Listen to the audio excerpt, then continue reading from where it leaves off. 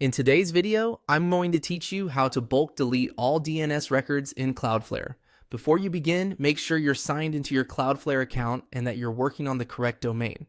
Deleting DNS records can take a site, email service, or other connected tools offline. So it's a good idea to pause for a moment and confirm you really want to remove everything.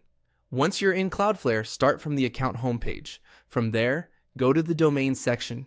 This is where Cloudflare lists the domains connected to your account, and it's the easiest place to locate the specific website you want to manage.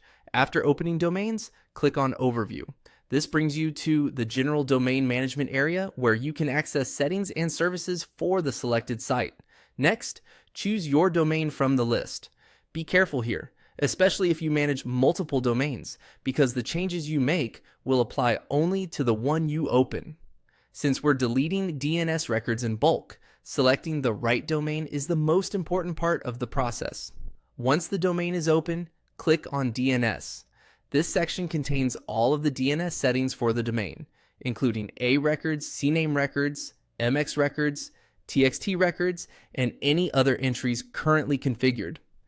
Inside the DNS area, click on Records. This will show you the full list of DNS records attached to the domain.